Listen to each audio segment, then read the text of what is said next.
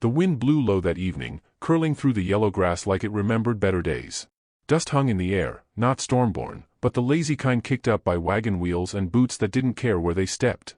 And just past the edge of town, where the land forgot how to be kind, two girls were tied to a splintering fence like they were less than creatures, more than burdens, and somehow both. They sat barefoot, rope cutting into dusky skin, wrists rubbed raw from struggling long after anyone had stopped watching. Their prairie dresses, one green and one purple, clung to them like wilting petals.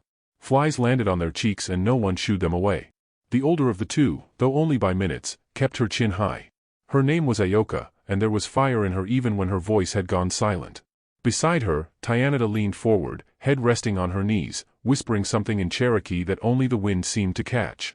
The settlers who tied them there sat 20 paces off at their supper table, warm light glowing in their cabin window, laughter bleeding through the cracked door like a sin they didn't mind repeating. No one came. No one asked. The town had made up its mind. Boaz Carver rode in just after sundown. The town knew him like it knew the old pine on the ridge, large, unmoving, half respected, half forgotten. He rode a black gelding that barely flicked its ears anymore. His hat cast shadows over a face made of stone and smoke, and his silence stretched longer than most folks' patience. Children once whispered that he'd fought a bear in the war. Others said he never spoke because the last time he did, someone died. But those stories missed the truth. He saw the girls from the road. Didn't slow, didn't stop. Just kept riding into town like a ghost who hadn't decided whether to haunt or help. But something in him, a worn-out part that hadn't felt hot blood in years, twitched. He saw their feet, dusty and cracked. Saw how their braids were fraying like old rope. He noticed the way the sun refused to touch their faces, as if even it was ashamed. At the livery stable, he watered his horse slow, movements methodical. He asked no questions but heard the answers anyway. They were found snoopin' around the Jenkins place, muttered a ranch hand near the post. Thievin', maybe. Or worse. Town says let 'em stay put till they learn their place. Boaz said nothing. Didn't even blink. Just nodded once and left the bucket half full. That night, long after lanterns dimmed and the saloon's last piano note fell like a tear, he returned. Alone. No gun. Just his boots, his coat, and the weight of a decision he hadn't spoken aloud. The fence creaked as he approached. The sisters stirred, Ayoka stiffening, Tyanada drawing breath to scream. But he raised a hand, palm open, like he was calming a horse. Slowly, he knelt before them, pulling a knife from his belt. Not quick, not eager. Reverent. Ayoka locked eyes with him. There was no fear there, only defiance. Her lips were chapped, but her dignity was untouched. She didn't flinch. He cut the rope. First one wrist, then the next. Then her ankles. Then Tyanada's. The knife never nicked skin. He took off his coat and handed it to Ayoka without a word. She hesitated, then draped it over her sister instead. Boaz didn't correct her. Instead, he offered his arm to help them stand. Tyanada leaned into it. Ayoka didn't. They didn't ask where he was taking them. They only followed. He led them to a barn on the edge of the prairie. Not much more than 4 walls and a roof made of hope. Inside, there was a hay pile, a cold lantern, and blankets that smelled of cedar. He lit the fire low, fetched a pot of beans, and placed it between them without ceremony. Then he walked out, shutting the door behind him. Outside, the stars came out like they'd been watching all along. Boaz sat beneath them, back to the barn, knees drawn up. He didn't smoke. Didn't hum. Just watched the horizon like something was supposed to rise out of it. Inside, the fire crackled. Tyanada curled up fast, hunger outweighing fear. Ayoka sat awake, the coat now around her shoulders, eyes fixed on the flame. She didn't understand him. Didn't trust kindness wrapped in a white man's body. She'd seen too many smiles used as weapons. But he hadn't smiled. He hadn't asked questions. He hadn't treated them like animals to be freed, or burdens to be pitted. He'd just seen. That was the strange part. He saw her. She tightened the coat and looked at her sister sleeping peacefully for the first time in days. She whispered a prayer, not for forgiveness, but for understanding. Outside, the wind brushed against the barn door, soft as a promise not yet made. And somewhere between the firelight and the silence, something fragile began to take root. Morning came slow, as if unsure whether it wanted to touch the town at all. Light spilled cautious across the rooftops, brushing the church steeple and curling beneath saloon shutters like a secret too delicate for shouting. But the gossip? That moved faster than sun or wind or law. By breakfast, tongues wagged like broken shutters in a storm. Boaz Carver took in them tied-up girls. He's keepin' them in his barn like pets. He always did have a weakness for stray things. Coffee boiled over on stovetops. Church ladies exchanged glances instead of prayers. Men leaned against porch posts, saying things they wouldn't dare with wives nearby. No one went up to Boaz, not yet. But judgment didn't need confrontation, it could bleed from a glance, a sideways spit in the dirt, a door left shut a little louder than usual. In town, Ayoka felt it first. She and Tyanada had come in at dawn, riding Boaz's wagon, their heads wrapped in scarves, their steps hesitant but steady. They walked to the general store for sugar and flour and soap, because pride still wanted sweetness and clean palms. Inside, conversation stopped mid-sentence. A man cleared his throat. A woman shifted her child behind her skirt. The storekeeper hesitated before handing over the goods. Ayoka met every eye that met hers. She didn't blink. Didn't speak. But her silence was not surrender, it was the kind that stiffens a spine and straightens shoulders. Tyanada held her hand tight. When they returned, Boaz didn't ask what was said. He just took the sacks from their arms and stored them in the barn like he'd done it all his life. He worked the field quietly, swinging his axe into a stubborn old stump until the handle split. Later, he brought the girls gloves for the cold, worn but warm, and left without comment. In small ways, a language began between them. One not spoken but shown. When Ayoka braided her sister's hair near the fire, Boaz brought over a tin comb he'd polished the night before. When he left at dawn to mend the pasture fence, he returned with herbs they'd named by smell alone. He didn't hover. He didn't intrude. But he made room. Still, the town boiled. It wasn't about what he'd done. It was about who they were. Native girls, twins, no less, untied and now living under a white man's roof. To some, that was charity. To others, corruption. The whispers grew legs. By the next Sunday, the Carver pew in church sat untouched. When Boaz nodded to old Mrs. Haver at the market, she turned her shoulder like it weighed too much to face him.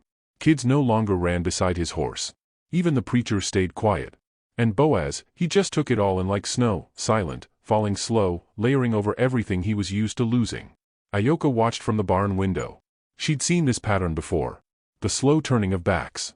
The cold that came not from winter but from being unwelcomed. But it stung more watching it happen to him. Because Boaz had given without asking. And that kind of goodness didn't grow easy in a place like this. One night, as the fire crackled low, she finally asked, "Why us?" Boaz sat sharpening a blade by the doorway, the moonlight catching the glint. He didn't look up. "'Cause you were cold," he said. "And alone. And I've been both." That was all. No sermon. No defense. Just a truth that landed like a stone in still water. Later that week, trouble came. It arrived not with torches or trumpets, but with the quiet resolve of men who'd convinced themselves they were right. 3 of them. Local ranchers with too much drink and not enough decency. They waited till nightfall, till Boaz had gone into town for supplies. Then they came, on foot, voices low, intentions louder than boots. Ayoka was in the barn, gathering water. Tyanada by the fire. The men didn't knock. They didn't need to. "What's a couple of wild girls doin', so close to town still?" one drawled, stepping into the barn with the casual cruelty of someone who's done this before. "Didn't anyone teach you to leave when you ain't welcome?" Ayoka didn't run. She stood between the stranger and her sister like a blade, her breath quiet, heart steady. Another man smirked. "We're just here to talk. Maybe remind you where you don't belong." Outside, footsteps. A fourth. But slower. Heavier. Boaz. He didn't yell. Just stood in the doorway like a mountain waking from sleep. His coat hung off his shoulders, and his gaze landed on each man like a weight. "You lost?" he asked. One man turned, sneering.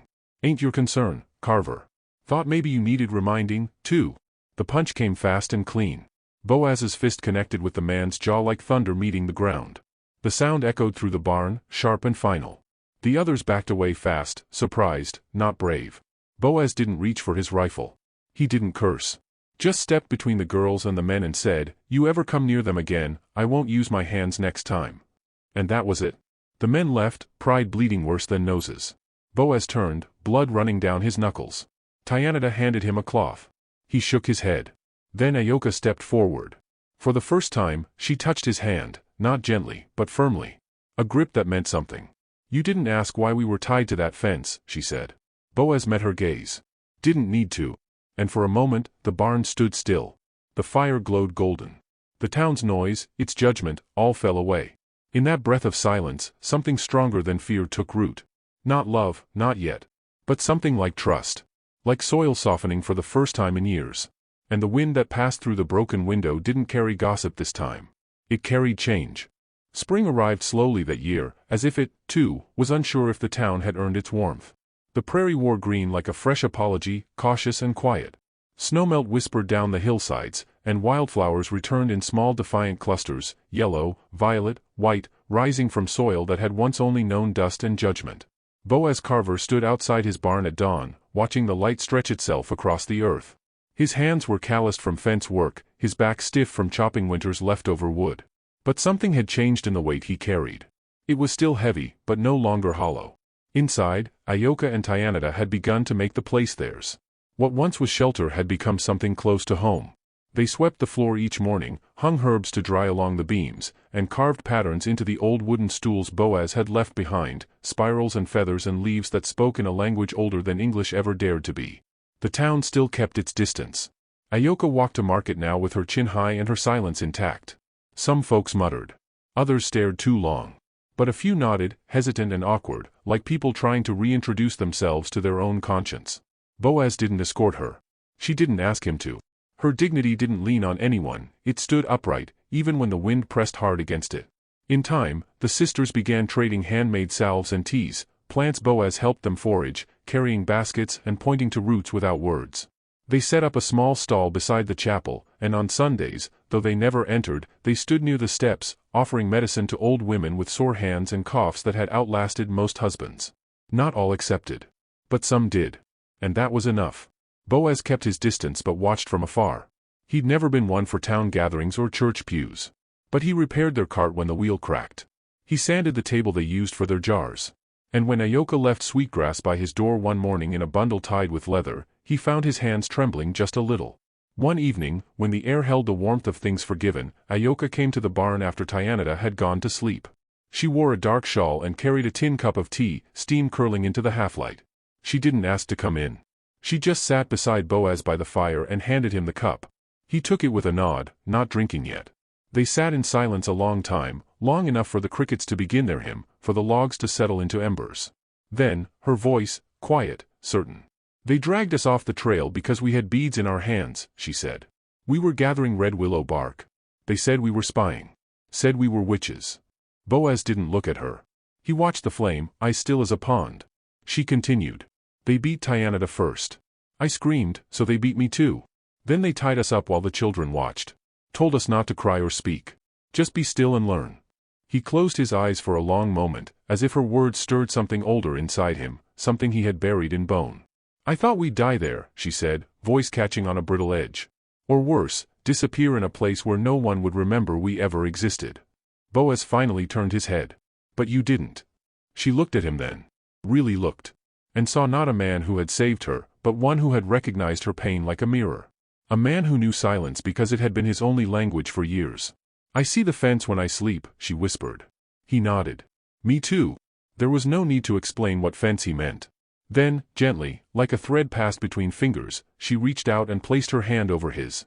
Her touch didn't ask for anything. It simply said, "You are not alone here."